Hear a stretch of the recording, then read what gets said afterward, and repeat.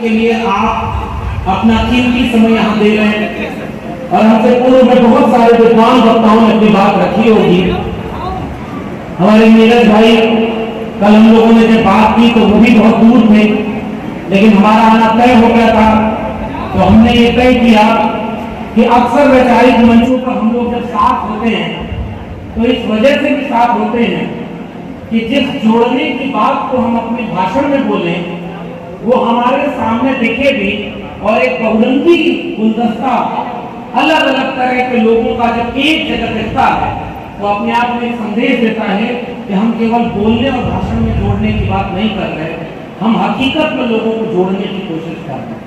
तो इसलिए उन्होंने बहुत सारी बातें वो कह दी जो हमें कहनी थी, और बहुत सारी चीजें उन्होंने ऐसी कही हैं जो दोहरा करके समय खराब करने का मतलब नहीं।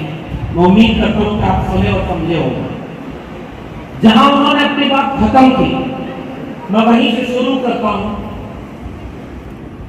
इस पूरे इलाके में और खासकर उत्तर भारत में मैं उम्मीद करता हूं कि अगले आधे घंटे हम लोग बातचीत करेंगे। शायद कोई ऐसी नई बात मैं कहने नहीं आया हूं जिसका मुझे गुमान हो कि मुझे ही पता है और आपको नहीं पता है। मैं जानता हूं कि आप वैचारिक लोग हैं, इसलिए यहां हैं।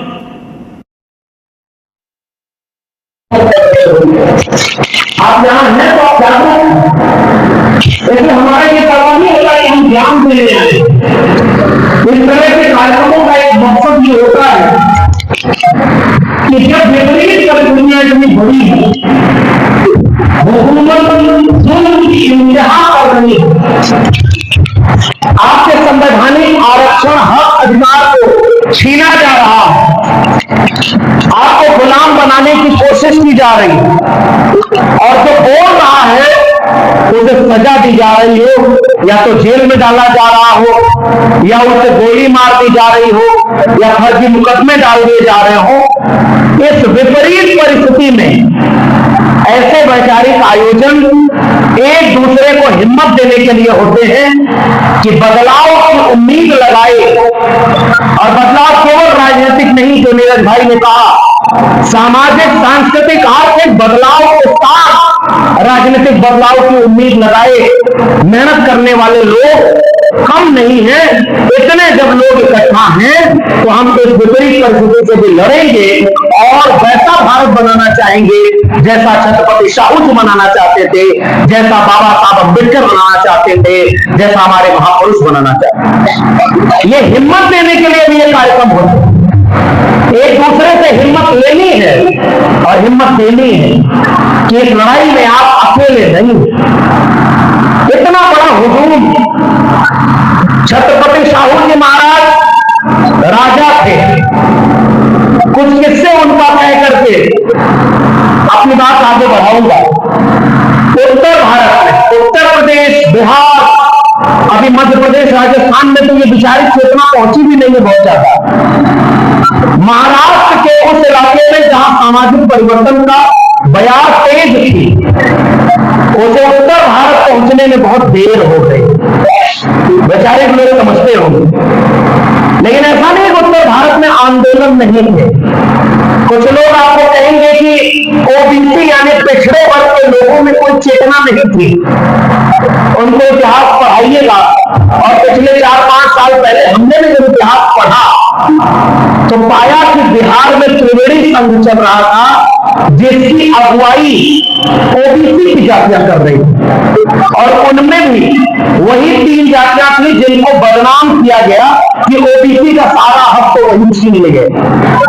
उत्तर प्रदेश के मुख्यमंत्री कहते 46 में 56 नियम उसी जाति के बन गए। याद है ना, 46 में 56 नियम बता रहे। ये वही वाली गणित है जिसमें देश का होम मिनिस्टर बोलता है 12वीं के बाद जब आप इंटर में जाएंगे तो हम आपको लैपटॉप देंगे। उस राज्य में झूठ फैलाया गया कि ओबीसी में जो जातियां लड़ रही थी उन्हें दुश्मन बना दो, बाकी जातियों के खिलाफ खड़ा कर दो। बिहार में 1935 में त्रिवेणी संघ बना, और उस त्रिवेणी संघ की अगुवाई में वही अहिर, कुर्मी, कोयरी वही जातियां अगुवाई कर रहे थे। लेकिन पता है त्रिवेणी संघ केवल अपनी जातियों का संगठन नहीं था, ओबीसी का संगठन नहीं था, वो 90% कमेरा लोगों की बात करता था। उसी बिहार में बाद में शहीद जगदेव प्रसाद कुशवाहा, शोषित दल, समाज दल, उत्तर प्रदेश में महामना रामस्वरूप वर्मा अर्जक संघ के रूप में काम करने के बाद में समाज दल बना और वो लड़ाई ओबीसी के नेतृत्व में हो रही थी। पेरियार वल्लभ सिंह यादव वो अपनी लड़ाई से आगे रहा है तो वैचारिक तरीके से चंद्रिका प्रसाद जिज्ञासु, मैं ओबीसी समाज के उन तमाम नौजवानों को ये नाम इसलिए बता रहा हूं, कोई तुमसे पूछे कि ओबीसी का कोई आंदोलन तो देश में था ही नहीं उत्तर भारत में, तो उनसे कहना कि हमारे देश से पहले भी बहुजन वैचारिकी में 90% के लिए लड़ रहे थे, आज भी लड़ रहे हैं, आगे भी लड़ेंगे।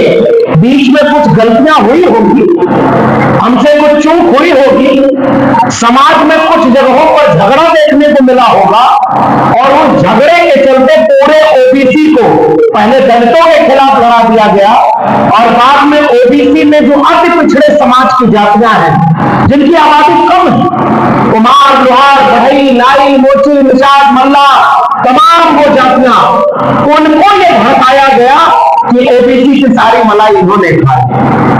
याद रखना उत्तर भारत के लोगों, राजाओं के इतिहास में हम 3 राजाओं को याद करते हैं क्योंकि राजाओं का इतिहास तो प्रजा के शोषण का इतिहास।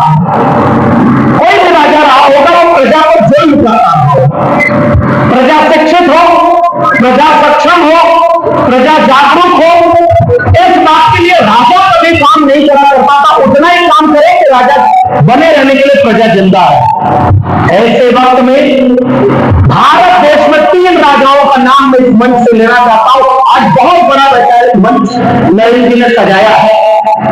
पहले राजा का नाम जिसने देश को जब तलवार हाथ में ली तो अपनी ताकत से इतना शक्ति का परिचय दिया कि कलिंग में जो नदी बहती थी उस समय के इतिहास में किताबें कहती हैं कि उसका रंग बदल गया था और जब उस तलवार को रख करके बुद्धिज्म का परचम पहराया तो अखंड भारत झूठा सवाल होता है, उस जमाने में अखंड भारत बनाने का काम किया था। उस चक्रवर्ती सम्राट अशोक को मैं याद करता हूं जिनका मूल विचार भी मानवता पर था।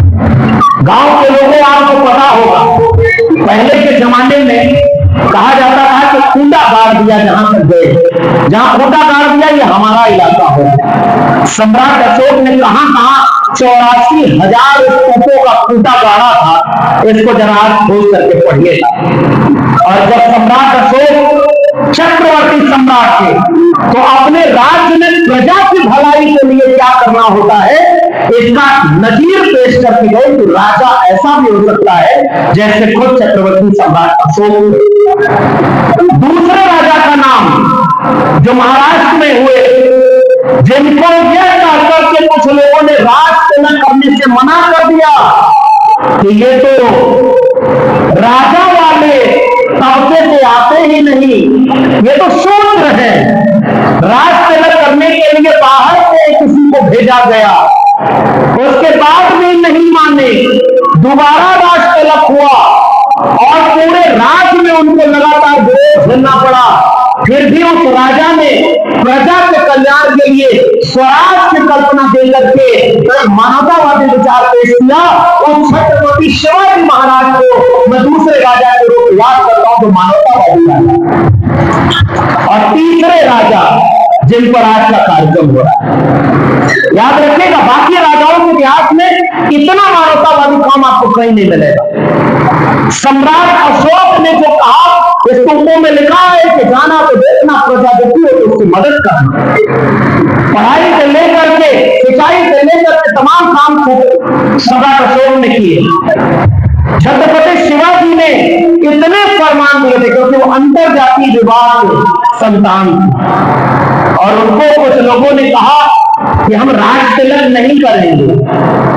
अब जाकर के उत्तर भारत के ओबीसी समाज और खासकर यादव जी लोगों को समझ में आया होगा, नाम के आगे छतरी लगा देने से छतरी नहीं बन जाते, कहा कहने जाओगे तो इतना अपमान किया जाएगा, ये कहेंगे कि तुम यादव होकर के हमारे इलाके में कहा कहने चले आए, तब जाकर के समझ में आएगा कि उनकी नजर में आप कहां हो, अपने आप से आप कुछ भी कह लो, आपको कोई सम्मान देने वाला नहीं।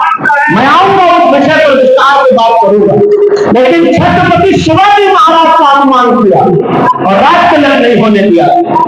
छत्रपति शाहू जी महाराज उनकी विरासत को आगे बढ़ाते हैं। 1902, बहुत सारा वक्त बहुत ज्यादा नहीं लूंगा, लेकिन याद रखना उत्तर प्रदेश के लोगों, बिहार वालों ने तो अपने यहाँ जाति जनगणना कराकर बता दिया कि जिसकी जितनी संख्या भारी उसकी उतनी हिस्सेदारी नहीं है। उत्तर प्रदेश में तो जनगणना भी नहीं हुई। 1902 में कोल्हापुर रियासत में जनगणना कराई तो कोल्हापुर रियासत के राजा ने देखा कि उनके दरबार में 71 प्रमुख प्रशासकीय पद हैं, उनमें से 60 पद केवल ब्राह्मण है। अगर मेरी चावा वाली घटना नहीं होती तो मैं दूसरे उसको कहता, लेकिन अब इस बात को जरा गौर से समझिएगा। फिर छत्रपति शाहू जी महाराज ने पता लगवाया कि उनके राज्य में उनकी आबादी कितनी है, तो पता चला 3%, 3.5% से ज्यादा नहीं।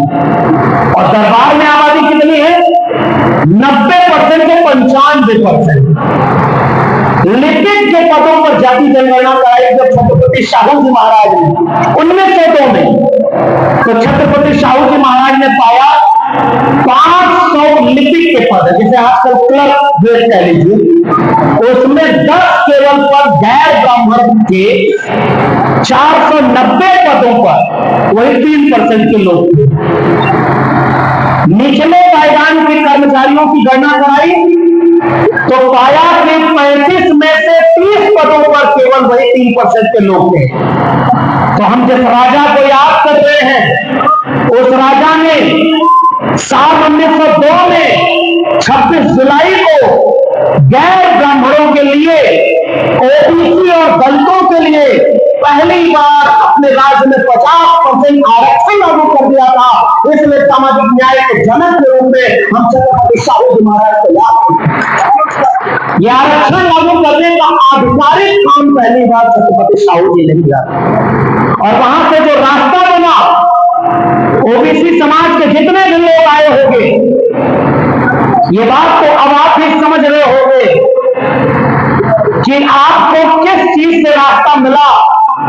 बाबा साहब डॉक्टर भीमराव अम्बेडकर जब संविधान के प्रारूप समिति के अध्यक्ष बने तो आरक्षण लागू करने का जो रास्ता शाहू जी बना के गए थे, उस रास्ते पर चल करके बाबा साहब ने भारत के संविधान में अनुच्छेद 15, अनुच्छेद 16 और ओबीसी के अनुच्छेद 340 जोड़ा और रास्ता बना दिया कि राजा रानी के पेट से पैदा नहीं होगा, जनता के वोट से पैदा होगा और कोई भी अपने हक से लड़ने के लिए नहीं होगा। और संविधान को बनने का रास्ता छत्रपति शाहू जी महाराज के इस काम से आगे बढ़ा। अब आइए, आज पर दुनिया में कोई ऐसा देश आपने देखा है जिस देश में दुनिया में सबसे बड़ी पॉलिटिकल पार्टी चुनाव लड़ने जाए तो उसके नेता कौन है? और यहीं से थोड़ा 20-25 किलोमीटर दाएं बाएं चले जाएंगे तो वो जगह है जहां का नेता, वहां का सांसद प्रत्याशी बीजेपी का बोला था, अब की बार 400 पार ताकि देश का संविधान बदलना। बताओ, महमूदाबाद के लोगों को पहचान ले कि नहीं? उसको समझ गए ना कौन बोला था आपका पड़ोसी? ऐसे 5 लोग उस पार्टी को बोले थे। पहला सवाल, दुनिया में कोई देश आपको पता है जिसमें उसकी सबसे बड़ी पॉलिटिकल पार्टी के नेता कहते हो कि हमें तो संविधान बदलने के लिए वोट चाहिए? बताइए, देखा क्या? जो तुमने कथा सुनने नहीं ना है, ये वैचारिक मंच है इसलिए हाँ नहीं बोलते, लेकिन पता चले कि हमारी बात आपको पहुंच में आ रही है। अरे भाई, दुनिया में कोई इतिहास आपने पढ़ा जिसमें संविधान बदलने के लिए चुनाव पे लड़ रहा हो? भारत में हुआ कि नहीं हुआ? 2024 का चुनाव लड़ा गया इस बात के नहीं कि 400 पार तक संविधान बदलना है, बोलिए। अरे भाई जोर से बोलिए, लड़ा गया ना। मैं तो धन्यवाद देता हूं उत्तर प्रदेश की जनता का, और उसमें भी पिछड़ों, दलितों, अल्पसंख्यकों का, कि उनके गुरूर को तोड़ने का और संविधान को बचाने का काम उत्तर प्रदेश वालों ने किया है। और इस बात के लिए आपको मन करते हैं, क्योंकि अगर पूर्ण बहुमत की सरकार इस बार बन गई होती तो आपको लगता है कि संविधान कहीं से बचा होगा। मैं एक बात और कहूं, हम लोग तो विश्वविद्यालय